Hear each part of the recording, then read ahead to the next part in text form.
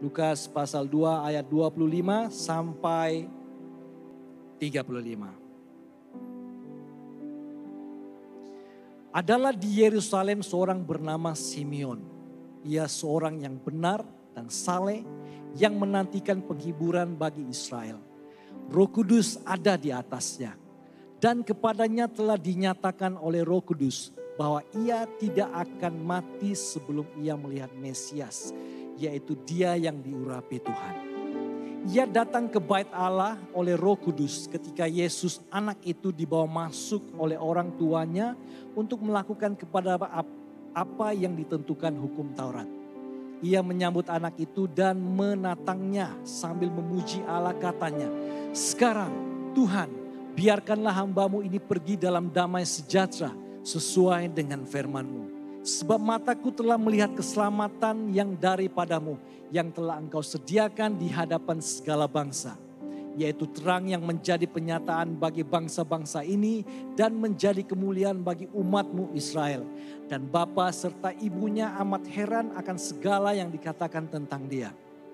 Lalu Simeon memberkati mereka dan berkata kepada Maria, ibu anak itu, "Sesungguhnya anak ini akan ditentukan untuk menjadikan atau membangkitkan banyak orang di Israel dan untuk menjadi suatu tanda yang menimbulkan pembantahan dan suatu pedang akan menembus jiwamu sendiri supaya menjadi nyata pikiran hati banyak orang." Demikianlah Injil Kristus. Terpujilah Bapa di surga, saat ini Tuhan kami menyerahkan Tuhan setiap kami dalam tangan-Mu. Kami berdoa Tuhan untuk firman-Mu Tuhan. Biarlah Tuhan firman-Mu akan bertumbuh berakar dalam hidup kami. Dan biarlah Tuhan Roh Kudus-Mu menguasai hati pikiran kami pada pagi ini Tuhan. Dalam kami belajar akan firman-Mu. Biarlah Tuhan kami semua Tuhan fokus. Mata kami tertumpu kepada Engkau Tuhan Yesus Kristus. Terima kasih Tuhan, berkati hamba-Mu Tuhan. Kuasai hati pikiran hamba-Mu, biarlah Tuhan apa yang hamba-Mu sampaikan sesuai dan seturut kehendak-Mu Tuhan. Kami serahkan masa ini dalam tangan-Mu Tuhan dari awal sehingga akhir. Kami mengucap syukur kepada-Mu. Inilah doa kami Tuhan, ucapan syukur kami. Hanya di dalam nama Yesus Kristus kami berdoa dan mengucap syukur. Amin. Silakan duduk jemaat Tuhan. Shalom, shalom semuanya. Kita bersyukur karena hari ini kita ada kesempatan sekali lagi untuk beribadah bersama-sama. Nah, sepanjang bulan ini kita akan belajar dalam siri khotbah Christmas kita, yaitu pengharapan Christmas. Dan tema firman Tuhan pada hari ini adalah pengharapan yang melampaui jangkaan. Apabila kita memikirkan perkataan jangkaan dan juga pengharapan, apakah yang terlintas di dalam pikiran Anda semua? Pengharapan dan jangkaan. Kalau kita memikirkan dua perkataan ini, apakah yang terlintas di dalam pikiran kita? Nah, ada yang mengatakan bahwa jangkaan itu adalah sesuatu yang mementingkan diri atau berpusat kepada diri sendiri. Dan ia adalah tentang apa yang kita inginkan. Manakala pengharapan adalah berkait rapat dengan kepercayaan kita ataupun keyakinan kita. Nah, kedua-dua perkataan ini sebenarnya sangat berbeza. Sebagai contoh, kalau kita berkata kepada seseorang, "Saya berharap kamu menikmati percutian ini." Dan coba bezakan pula dengan ini, "Saya menjangkakan kamu akan menikmati percutian ini." Jikalau kita melihat kedua-dua ayat ini, memangnya ada penekanan dan makna yang berbeza di antara jangkaan dan juga pengharapan. Nah, mengenai perbezaan jangkaan dan pengharapan. Ada seorang penulis buku, dia mengongsikan perkara ini tentang perkawinannya. Di mana dia mengatakan jangkaan akan selalu mengecewakan kita. Tetapi pengharapan tidak akan mengecewakan kita. Dan dia juga kemudian menyambung, katanya menjangkakan Allah untuk memperbaiki perkawinan saya akan membuatkan saya berasa dan kelihatan sangat berbeza. Berbanding saya mengharapkan Dia, yaitu Tuhan, melakukan yang terbaik seturut dan kehendak rencananya dalam hidup saya. Saudara-saudari semua, kita semua telah melaluinya juga. Dan melakukannya juga. kita mungkin mempunyai jangkaan tertentu terhadap seseorang ataupun terhadap sesuatu. Tetapi pada akhirnya berakhir dengan kekecewaan. Betul tidak? Oleh yang demikian, ada ungkapan mengatakan, semakin besar jangkaan kita, expectation, semakin besar kekecewaan yang akan kita alami. Dan penulis buku yang saya katakan tadi juga mengatakan, katanya, jangkaan menurut saya adalah saya ingin Allah melakukan sesuatu seturut dengan kehendak saya. Tetapi, disambung lagi katanya, tetapi pengharapan menurut saya adalah percaya kepada segala sesuatu yang boleh dilakukan oleh Allah. Dan percaya bahwa jalan-jalannya, jalan-jalan Tuhan lebih baik daripada jalan saya. Pengharapan Alkitabiah adalah berdasarkan seorang pribadi, yaitu Tuhan Juru Selamat kita Yesus Kristus, yang menjadikannya berbeza dengan optimisme. Optimis adalah tentang memilih untuk melihat dalam apa saja keadaan, tentang bagaimana keadaan boleh menjadi lebih baik. Tetapi pengharapan Alkitabiah, kita kena tahu bahwa ianya tertumpu pada apa jua keadaan. Malah kalau kita melihat dalam Alkitab, pribadi-pribadi dalam Alkitab yang tercatat dalam Alkitab sering juga dan mereka menyadari bahwa tidak ada bukti bahwa keadaan hidup mereka akan lebih baik. Ada banyak kesusahan yang mereka alami, tetapi pada akhirnya mereka tetap memilih untuk berharap kepada Tuhan. Pengharapan di dalam Tuhan. Nah, oleh itu selama 3 minggu ini, sebelum kita merayakan Christmas kita, perayaan Christmas kita akan melihat ada 3 pribadi yang akan kita pelajari dan renungkan tentang message pengharapan. Dan pada hari ini bermula dengan seorang pribadi, yaitu Simeon. Seperti yang Saudara Laris bacakan tadi dalam firman Tuhan. Simeon adalah seorang pribadi yang menantikan Mesias. Dan pada hari ini tema firman Tuhan kita adalah pengharapan yang melampaui jangkaan. Nah, pada zaman Simeon, kita kena tahu bahwa pada zaman Simeon, ramai orang sedang menantikan Allah. Supaya Allah menggenapi janji pemulihan melalui seorang Mesias. Mereka menunggu seorang Mesias. Dan ramai juga pada waktu itu mempunyai jangkaan, expectation yang berbeza, jangkaan yang berbeza, dan banyak juga yang mengalami kekecewaan dalam hidup mereka. Menunggu-nunggu Mesias bila Mesias datang. Tapi pada akhirnya ada lagi kejadian berlaku dalam hidup mereka, bangsa Israel pada waktu itu. Dan selain itu, tidak ada bukti bahwa Allah juga akan menepati janjinya. Sama dari segi politik, sosial, dan rohani. Semuanya pada waktu itu, pada zaman Simeon menjadi kucar-kacir. Dan ramai orang juga yang sudah penat untuk menjadi orang baik, menjadi orang benar. Sehingga ada yang berpaling meninggalkan Tuhan. Namun pada waktu itu Simeon, dia terus menanti dan mempercayai janji Tuhan. Dan dia dipenuhi oleh Roh Kudus. Dan dia berpegang teguh pada pengharapan itu. Yaitu pengharapan yang penuh dengan roh. Semasa kita membaca Lukas pasal 2 ayat 25 hingga 27, kita dapat melihat bagaimana penglibatan pekerjaan Roh Kudus. Dikatakan bahwa Roh Kudus berada di atas Simeon.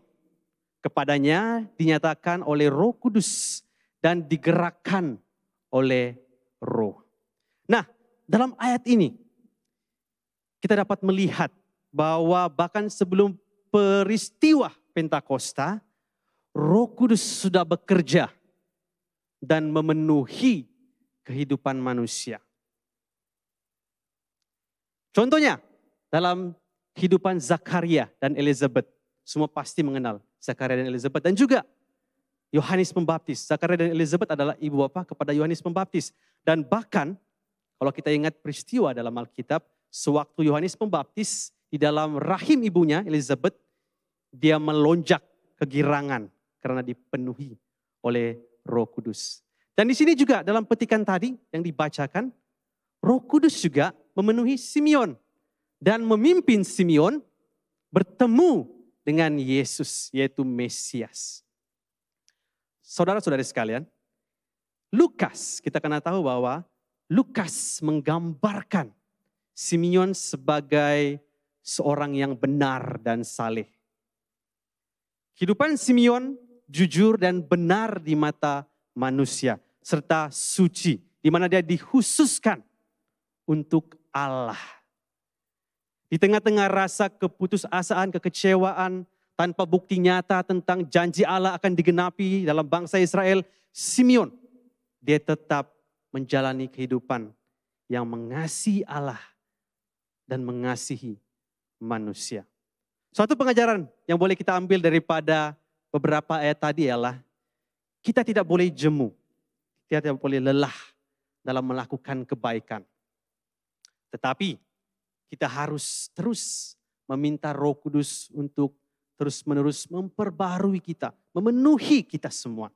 Supaya kita boleh terus berharap dan percaya kepada Tuhan dan mengasihi orang lain. Seseorang yang tidak mempunyai pengharapan bukan saja akan ada keinginan untuk menamatkan hidupnya. Tetapi seseorang yang tidak punya pengharapan juga tidak akan membawa kehidupan kepada orang lain. Ada orang yang tidak pengharapan dalam hidupnya dia ada keinginan untuk, saya mau bunuh diri saja. Seperti itu. Dan dia rasa bahwa dia tidak ada apa-apa. Nah, di dalam Galatia pasal 5 hingga pasal 6. Kalau kita melihat, Paulus menulis yang mengatakan bahwa kita semua, kita dipanggil untuk hidup, menjalani hidup yang merdeka di dalam Tuhan. Namun demikian, kemerdekaan yang kita alami itu sebenarnya tidak seharusnya menjadi peluang untuk kita berbuat dosa. Walaupun kita dipanggil untuk menjalani hidup yang merdeka, tetapi itu tidak menjadi suatu kesempatan kepada kita untuk berbuat dosa dan bertaubat lagi. Tidak. Tetapi melalui kasih Tuhan, kita harus melayani dan menemukan yang terbaik untuk satu sama lain. Kita harus konsisten berjalan dalam pimpinan Roh Kudus, mencari Dia, mencari Tuhan, dan meresponi pimpinan Tuhan yang akan menghasilkan buah roh di dalam diri kita. Cari Tuhan. Simeon, dalam pembacaan tadi dia meresponi pimpinan Roh Kudus yang membawa dia kepada penggenapan janji Allah untuk melihat Mesias sebelum dia meninggal dunia. Nah, saudara-saudari sekalian, sesuai dengan tema gereja kita sepanjang 2 tahun ini, yaitu tahun mendorong. Dan kita sedang memasuki tahun mendorong yang kedua pada tahun hadapan. Dorongan saya adalah ini, semoga kita semua menyelidiki diri kita masing-masing. Oke? Sama ada kita dipenuhi oleh Roh Kudus, Roh Allah atau tidak. Selidiki hati kita. Supaya kita dapat berharap kepada Tuhan. Sebagaimana kita mengasihi Allah dan juga mengasihi orang lain. Dan bagi kebanyakan kita, ianya mungkin kelihatan seperti ini. Sama ada kita terus percaya dan menantikan Allah untuk keselamatan keluarga kita, rakan-rakan kita, atau hanya sekadar kita percaya Tuhan sewaktu kita ada sakit secara fisikal ataupun sakit secara emosi. Walaupun pada hakikatnya nampaknya seperti tidak ada jalan keluar, tetapi kita belajar bersama, tetap berharap di dalam Tuhan. Nah, Anda juga sebenarnya, kita semua sedang memiliki pengharapan di dalam Kristus. Sebagai contoh, kalau kita terus committed dalam kelompok sel kita, itu juga menunjukkan bahwa kita tetap berharap kepada Tuhan. Percaya kepada Tuhan. Karena akan tiba masanya, apabila kita sentiasa mengikuti kelompok sel, kita akan menjadi saluran berkat kepada orang lain. Dan juga sebaliknya, orang lain juga akan terus menjadi berkat kepada kita. Dorongan saya adalah ini. Teruskan pertumbuhan sel kita. Ikuti kelompok sel kita. Karena seseorang mungkin memerlukan Anda.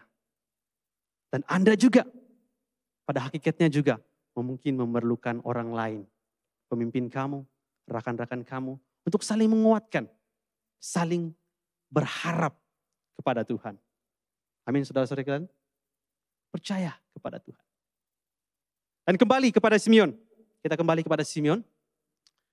Dalam pembacaan tadi, dikatakan ia datang ke bait Allah oleh Roh Kudus. Dan ketika Yesus, anak itu dibawa masuk oleh orang tuanya untuk melakukan kepadanya apa yang ditentukan dalam hukum Taurat, Simeon, dia menyambut anak itu, Yesus Kristus, dia menatangnya, mengangkatnya sambil memuji Allah. Dan dia kata, sekarang Tuhan, biarlah hambamu ini pergi dalam damai sejahtera, sesuai dengan firman-Mu. Sebab mataku telah melihat keselamatan yang daripadamu, yang telah engkau sediakan di hadapan segala bangsa, yaitu terang yang menjadi penyataan bagi bangsa-bangsa lain dan menjadi kemuliaan bagi umatmu Israel.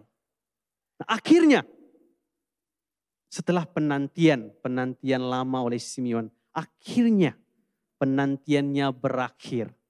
Di mana firman itu telah digenapi. Janji Allah telah digenapi. Sebelum Simeon meninggal dunia, dia sempat melihat Mesias itu. Penghibur Israel, yaitu gelaran yang merujuk kepada Yesus Kristus Mesias, telah datang. Dan Simeon, dia mengangkat Yesus, menatang Yesus. Yaitu seorang pribadi yang dijanjikan yang akan memulihkan umat Allah. Maka itu, pengharapan kita telah tiba sebenarnya. Dan pengharapan ini bukan hanya untuk bangsa Yahudi saja. Bukan hanya untuk umat Israel. Tetapi kepada kita semua. Katakan kepada kiri dan kanan Anda, untuk kita semua. Untuk kita semua. Pengharapan ini adalah untuk kita semua. Nah, pernahkah kamu tertanya-tanya soalan ini? Kenapa Tuhan tidak mengutus Yesus yang dewasa? Oke, yang merupakan Allah dan manusia sesungguhnya. Kenapa Tuhan tidak utus Yesus itu terus dewasa? Kenapa mesti sebaliknya? Kenapa Yesus harus dikandung oleh Roh Kudus melalui seorang perawan untuk menjadi Allah dan manusia sesungguhnya? Pernahkah Anda terpikir persoalan ini? Untuk menjawab ini, ini sangat menarik untuk kita lihat bahwa sebenarnya Lukas telah menyebut sebanyak 3 kali secara khusus bahwa sebenarnya Yusuf dan Maria melakukan segala sesuatu itu menurut nubuatan dan hukum perjanjian lama. Dalam Lukas 2 ayat 23, seperti ada tertulis dalam hukum Tuhan, semua anak laki-laki harus dikuduskan bagi Allah. Dalam ayat 24, mereka mempersembahkan korban menurut apa yang difirmankan dalam hukum Tuhan. Dan ayat 27, ia datang ke bait Allah oleh Roh Kudus. Ketika Yesus anak itu dibawa masuk oleh orang tuanya untuk melakukan kepadanya apa yang ditentukan hukum Taurat. Nah, jikalau kita membaca terus dalam Lukas pasal 2 ini, dalam ayat yang ke-39, kalau kita baca langsung, adalah kali yang keempat sebenarnya, di mana Yusuf dan Maria melakukan segala sesuatu itu menurut hukum perjanjian lama. Dikatakan ketika Yusuf dan Maria selesai semua yang harus dilakukan menurut hukum Tuhan, kembalilah mereka ke kota kediamannya, yaitu kota Nazaret di Galilea. Oleh yang demikian, apakah kepentingan semua ini? Nah, sangat penting untuk kita ketahui bahwa semasa Lukas menulis surat ataupun Injil Lukas ini, dia menuliskannya untuk seorang pribadi, yaitu Theophilus. Theophilus adalah seorang yang bukan Yahudi. Dan Lukas, penulis Lukas, dia mendedahkan sesuatu yang sangat penting.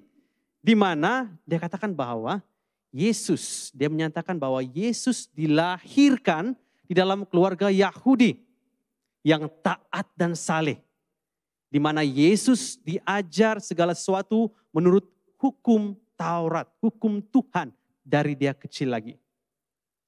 Dan kita semua harus mengerti bahwa Yesus dilahirkan di bawah hukum Taurat untuk menebus mereka yang berada di bawah hukum. Jadi, kalau kita perhatikan dalam Galatia 4, pasal 4 ayat 4 hingga 5. Apa yang Paulus tuliskan memangnya benar.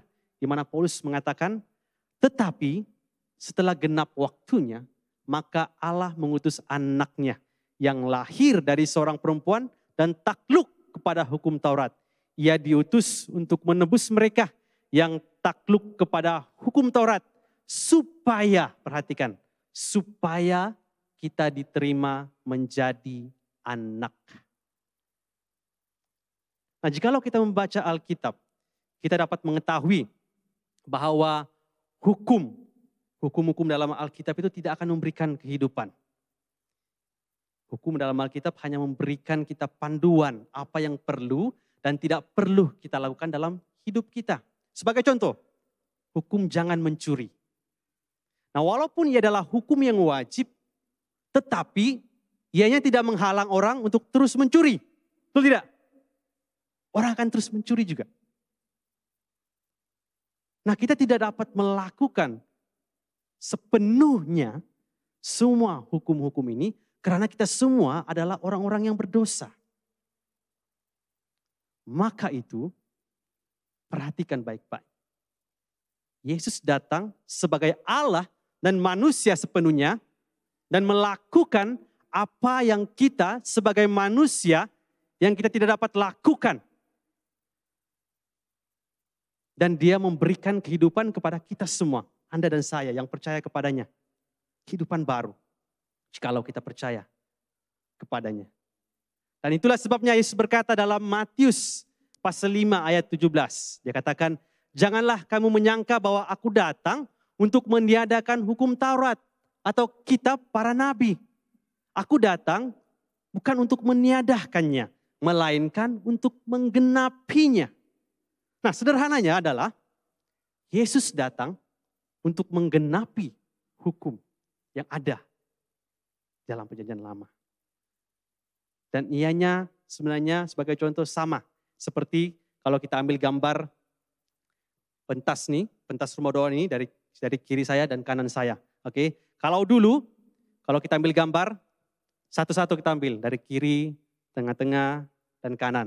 Nah, sekarang ini telepon kita semua, smartphone semua sangat canggih sudah. Ada filter dipanggil panorama. Betul tidak? Jadi semua boleh pusing dari kiri kanan, nampak sudah tuh. Kadang-kadang ada yang 316. Kita boleh nampak gambaran lengkap kalau kita ambil gambar. Demikian juga Yesus.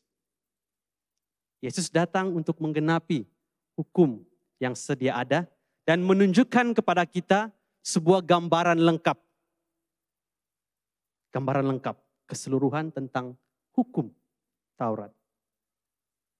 Beberapa contoh langsung tentang pengenapan hukum oleh Yesus, kita dapat lihat bersama di dalam Injil Matius pasal yang ke-5. Yesus katakan, kamu telah mendengar yang difirmankan kepada nenek moyang kita, jangan membunuh. Ada hukum mengatakan jangan membunuh, tapi perhatikan, siapa yang membunuh harus dihukum. Tetapi kata Yesus, aku berkata kepadamu, setiap orang yang marah terhadap saudaranya harus dihukum. Dan kamu telah mendengar firman, jangan berzina. Ada hukum yang mengatakan jangan berzina. Tetapi Yesus berkata, katanya, setiap orang yang memandang perempuan serta menginginkannya sudah berzina dengan dia dalam hati.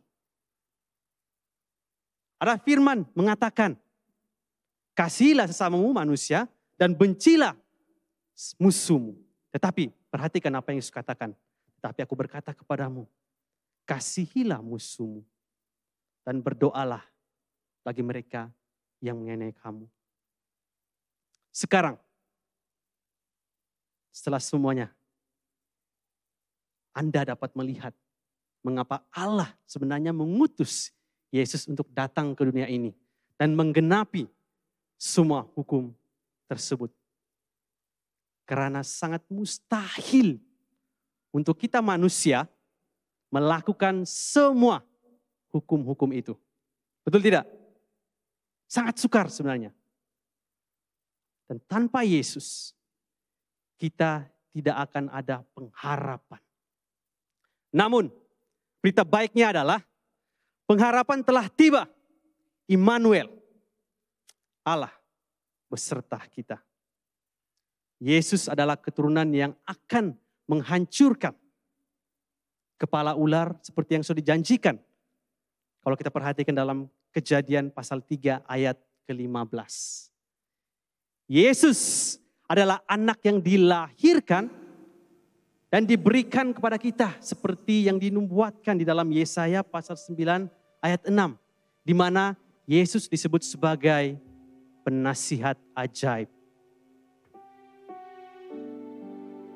Penasihat ajaib, yaitu seorang raja yang akan mengerjakan sesuatu yang akan menyebabkan seluruh dunia terkagum, terpegun. Yesus juga dipanggil Allah yang perkasa.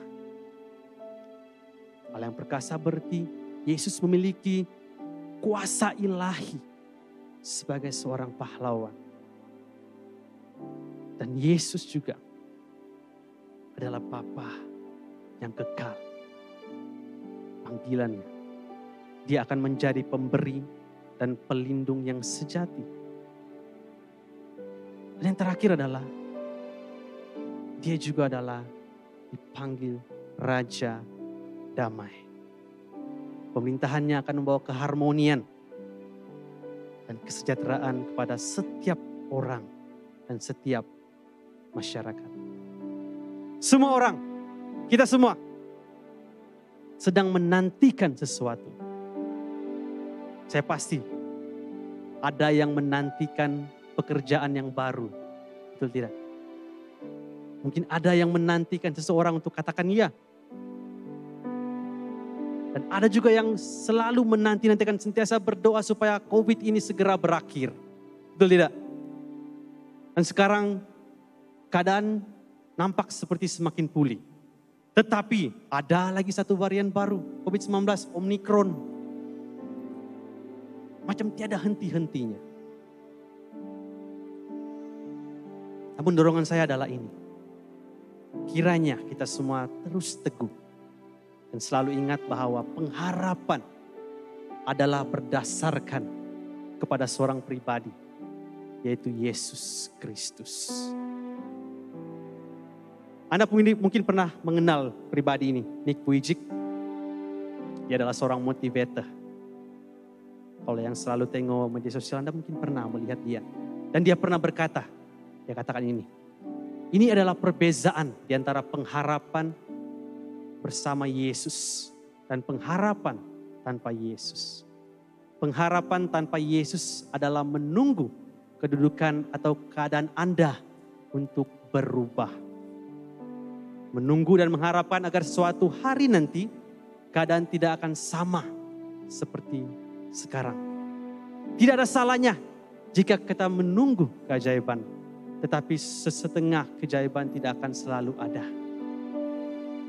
Dan dia katakan ini, kehidupan tanpa Yesus adalah kehidupan tanpa tujuan. Saudara-saudari sekalian, adakah Anda berasa sesat dan tanpa tujuan pada saat ini? Soalan saya adalah ini.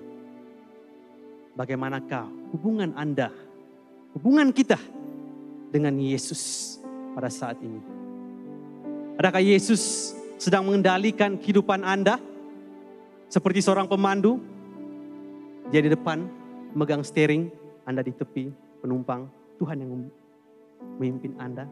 Ataupun Anda sendiri yang memandu kehidupan Anda, Yesus di belakang. Kamu sendiri mau pimpin Yesus. Adakah seperti itu? Pengharapan itu mempunyai nama. Pengharapan itu adalah Yesus Kristus. Dan pengharapan ini melampaui jangkaan kita.